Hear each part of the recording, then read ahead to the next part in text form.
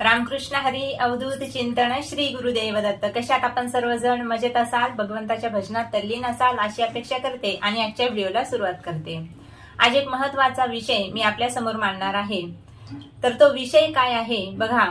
आपण जे व्रत, उपासना, उपवास करतो, तर संकल्पयुक्त सगळं काही करत असतो, तरी सुद्धा आपल्याला त्याचं फळ का भेटत नाही याविषयी आपण या व्हिडिओमध्ये चर्चा करणार आहोत आणि त्याची कारणे सुद्धा जाणून घेणार आहोत. म्हणून हा व्हिडिओ शेवटपर्यंत नक्की पहा.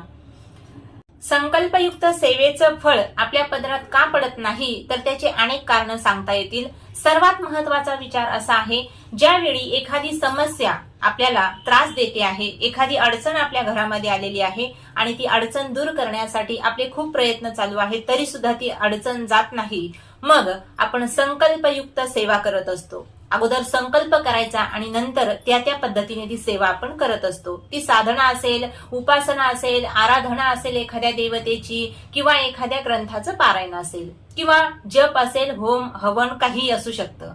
तर आता हा संकल्प जेव्हा आपण घेतो, तर आता सगळ्यात महत्वाची गोष्ट, हा संकल्प कुणालाही सांगायचा नाही. आपले संकल्प पूर्ण होत नाहीत, सिद्धीस जात नाहीत, किंवा संकल्प सिद्धीला जातात पण त्याचं फळ मात्र आपल्याला भेटत नाही. तर याची कारणे आपण पाहत आहोत. सर्वात महत्वाचं, तुम्ही जेव्हा एखादा संकल्प घेताय, एखादी सेवा घेताय, सेवा करायची आहे तुम्हाला, पण ती सेवा करताना आपण कुणालाही सांगू नये. तो संकल्प घेताना कुणालाही सांगू नये. पण आता काहींच्या घरामध्ये असं असतं की सेवा करत आहोत, पण कुटुंब मोठं असल्यामुळे प्रत्येकाला ती सांगावंच लागते. म्हणजे घरातल्या लोकांना आपण ती सेवा सांगून करू शकतो, पण काही मात्र सेवा अशा आहेत त्या कुणालाच सांगायच्या नसतात. शास्त्राने सांगितलेलं आहे पहा, तुम्ही जर एखादी गोष्ट दुसऱ्यांना सांगून जर करत असाल तर त्याचा जो प्रभाव आहे तो कमी होत असतो. त्यासाठी ती सेवा आपण कुणालाही सांगू नये. पण आता घरातल्या लोकांना सांगून जर ती सेवा केली तर काही फरक पडणार नाही. पण आपलं असं असतं, एखादा संकल्प आपण घेतला, एखादी सेवा केली किंवा करायची आहे, तर आपण सगळ्यांना सांगतो. जवळच्या नातेवाईकांना, आपल्या मित्र मैत्रिणी जे कोणी असतील त्यांना आपण सांगत असतो. का? आपण ती सेवा करणार आहोत. सेवा लांबच राहते, मग लोकांनाही वाटतं हो खरोखरच हे किती सेवाधारी आहेत, नाही का, किती हे सेवा करतात. म्हणजेच काय, आपण जी सेवा करणार आहोत, जे आपल्या पदरामध्ये त्याचं पुण्य पडणार आहे ते मात्र पडत नाही, किंवा काही टक्क्यांनी का होईना त्याचा जो पुण्याचा क्षय म्हणतो आपण, तो पुण्याचा क्षय झाल्याशिवाय राहत नाही. म्हणून जी सेवा करायची ती लोकांना सांगून करायची नाही, पहिला विषय. दुसरा विचार असा आहे, आपण संकल्प घेतल्यानंतर ती सेवा पूर्ण होईपर्यंत जे बाहेरचं खाणं म्हणतो आपण, नाही का, इतरांचं जे अन्न घेणं ते वर्ज्य करायचं आहे. मग कुणाच्याही घरी आपण जेवतो, तर त्यावेळी संकल्प पूर्ण होईपर्यंत आपण कुणाच्याही घरी जेवायचं नाही. म्हणजे जे बाह्यान्न आहे ते आपल्याला वर्ज्य करायचं आहे. तिसरी गोष्ट अशी, दहावा असेल, सुतक असेल, वर्षश्राद्ध असेल किंवा लग्न असेल, तर या ठिकाणी सुद्धा आपण कमीत कमी जायचं आहे. जावं तर लागतंच, नाही का, आपले जवळचे नातेवाईक असतील जावं लागतं, पण यावेळी सुद्धा आपण तिथे भोजन करायचं नाही. का? तर तुम्ही बाहेरचं खाल्ल्यानंतर आपलं जे संकल्प आपण केलेला आहे, जी सेवा आपली चालू आहे, त्यामध्ये काय होतं, तर काही त्रुटी निर्माण होतात. म्हणजेच आता बाहेर आपण घरामध्ये जे अन्न बनवतो, घरातलं जे आपण अन्न शिजवतो, ते कसं असतं, तर सगळ्यांच्या अगदी सहमतीने असतं. दुसरी गोष्ट काय, तर आपण स्वच्छता तिथे पाळत असतो, नाही का, पवित्रता, आपण सगळं काही व्यवस्थित पार पाडत असतो आणि तेव्हाच ते अन्न बनवलं जातं. कुठे? आपल्या घरी. पण आता तुम्ही लग्नाच्या ठिकाणी गेलात, तिथे कुणाला सुतक असेल तरी ते स्वयंपाक करतात, नाही का. दहाव्याच्या ठिकाणी गेलात ते तर चालणारच नाही. संकल्प पूर्ण होईपर्यंत आपण बाहेरचं जे अन्न आहे, बाहेरचं जे भोजन आहे ते टाळायचं आहे. हॉटेलमधले सुद्धा यावेळी आपल्याला खायला चालत नाही. का चालत नाही? आता जो बनवणारा आहे, नाही का, त्याने स्नान केलंय की नाही हे सुद्धा आपल्याला माहिती नसतं. त्याला सुतक पडलंय का, नाही का. लेडीज असेल तर मासिक धर्म आलेला असू शकतो. बाहेरचं अन्न खाऊन जर आपण घरी आलो आणि जी आपली अपूर्ण राहिलेली सेवा पूर्ण करू लागलो तर त्याचा परिणाम आपण जो संकल्प घेतलेला आहे त्याच्यावर होत असतो. म्हणजेच काय, आपल्याला जे पुण्य भेटणार आहे नाही का, आपण जी सेवा करत आहोत त्याचं जे फळ भेटणार आहे ते कमी होत जातं. म्हणून या गोष्टी महत्वाच्या आहेत आणि ते आपण टाळल्याच पाहिजे. प्रत्येक दिवशीच असं करा असं मी म्हणणार नाही, पण जेव्हा तुम्ही एखादं पारायण करता नाही का, पारायणाचे नियम भरपूर जणांना माहित आहेत, पण काही जण जो जपाचा नियम आहे तो सुद्धा आपल्याकडे चालू असतो.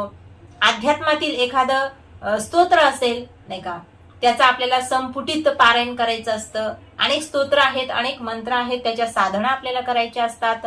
आपल्या गुरुजींनी आपल्याला सांगितलेलं असतं किंवा ज्योतिषांनी आपल्याला सांगितलं असतं नाही का. एखादा ग्रह नाही का आपल्यावर अनिष्ट असेल तर त्याने आपल्यावर कृपा करावी, त्यासाठी सुद्धा काही सेवा सांगितलेल्या असतात. मग या सेवा पूर्ण करताना हा जो बाहेरचं भोजन करण्याचा जो विषय आहे तो आपण टाळलाच पाहिजे.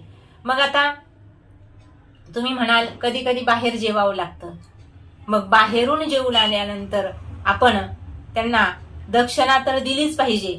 फुकटचं कोणाचं त्यावेळी खायचं नाही. हॉटेलमध्ये असेल तर जाऊ द्या, पण घरी आल्यानंतर स्वच्छ स्नान करायचं नाही का. त्या दिवशी आपण सेवा करायची नाही.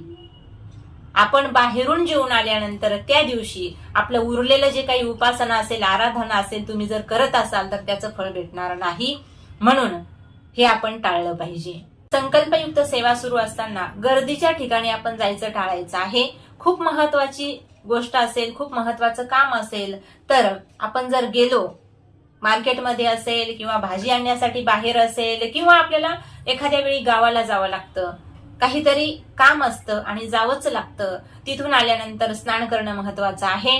आणि मी तर असं म्हणेल, एखादा संकल्प तुम्ही जर घेतला तर अगोदरचे लोक म्हणायचे की शिव ओलांडायची नाही. म्हणजेच काय, तर आपल्या गावाच्या आपल्या शहराच्या बाहेर आपण जायचं नाही, असा तो विषय आहे. का जायचं नाही, तर बाहेर गेल्यानंतर काय होतं, आपली जी सेवा केलेली असते ती फलद्रूप होत नाही.